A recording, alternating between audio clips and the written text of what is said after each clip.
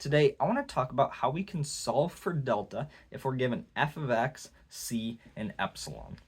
So let's say that f of x equals x plus 1, all right? Then c equals 4 and epsilon equals 0.01. So the first thing that we want to do is take the limit as x approaches c, so in our case 4 of f of x, so x plus 1. All right, and that will give us 5.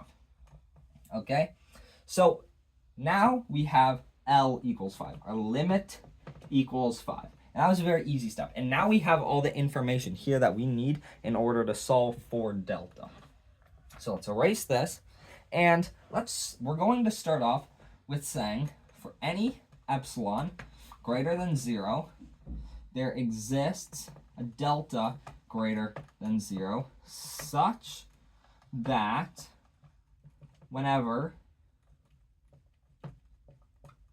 0 is less than the absolute value of x minus c, so 4, right, is less than delta, then, so this is going to be a little arrow here, all right, the absolute value of f of x, so x plus 1 minus L, so minus 5, is less than epsilon. So in our case, 0.01.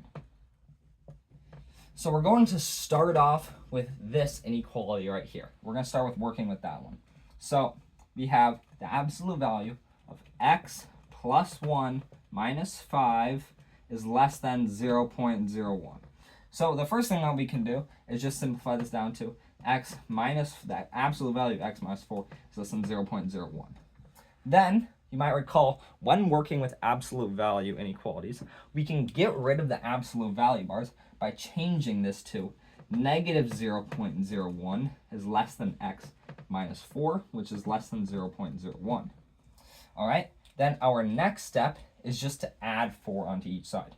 So we get 3.99 is less than x, which is less than 4.01. Okay, so we finished what we want to do with this. So now what we're going to do is move on to this inequality right here. And we're not going to worry about this 0 is less than.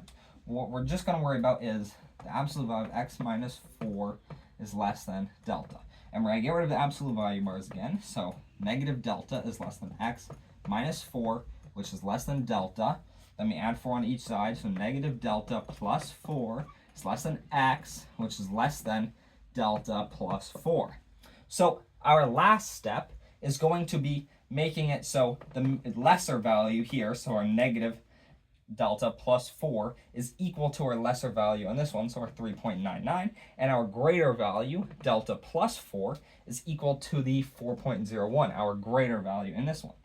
So we're going to have negative delta plus 4 equals 3.99, and delta plus 4 equals 4.01. And you're going to solve both of these. So if you'll solve both of these, and both of them will have delta equals 0.01. Okay? Now, sometimes they will be two different numbers. Actually, let's put a box around this. Sometimes they will be two different numbers. If they are two different numbers, then you're going to take the minimum value between the two, the lesser value. So let's do one more. Let's introduce a square root. So here. So we're going to have it, so f of x equals square root of 19 minus x. Let's see. C equals 10 and epsilon equals 1.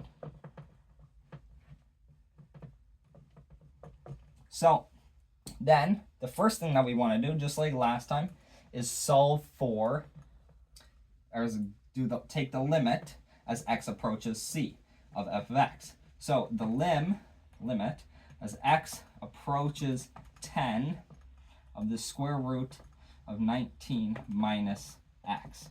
Right? This will also just be square root of 9, which equals 3. All right, so then we're going to say L equals 3.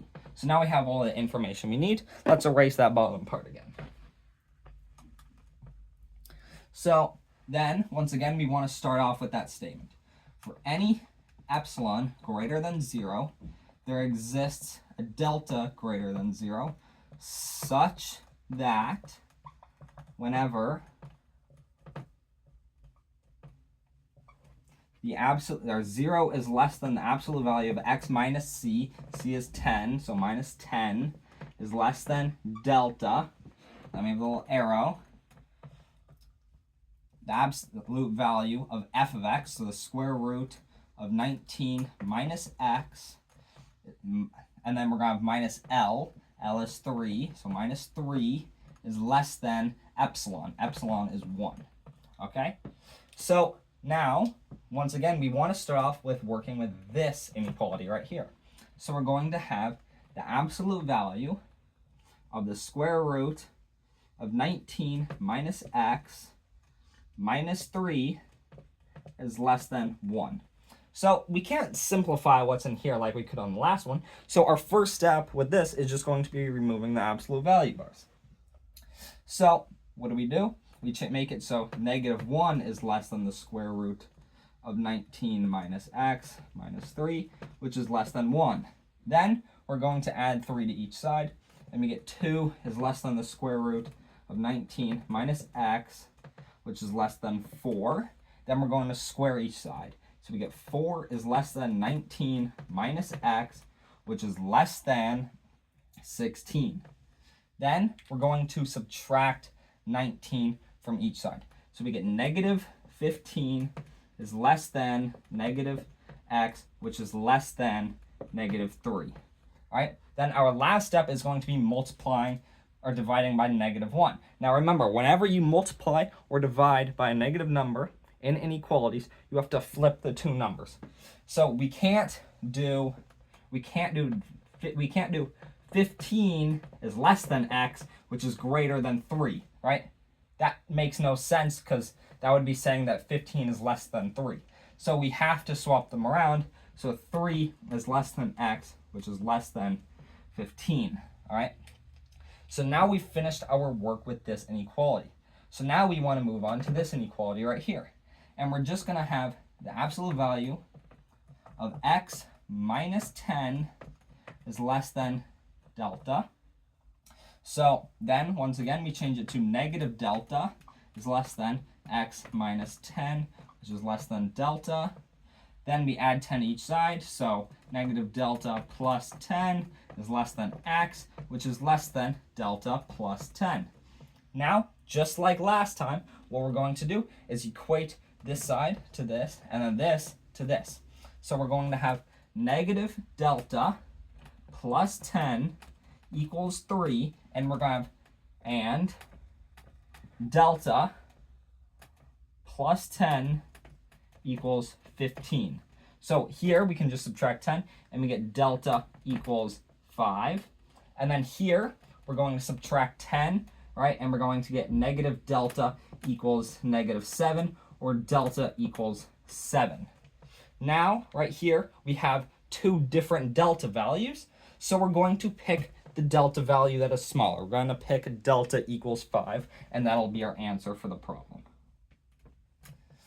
Thank you for watching this video. Hopefully you learned something. Let me know if I said anything wrong or if you have anything additional to add. Have a great day.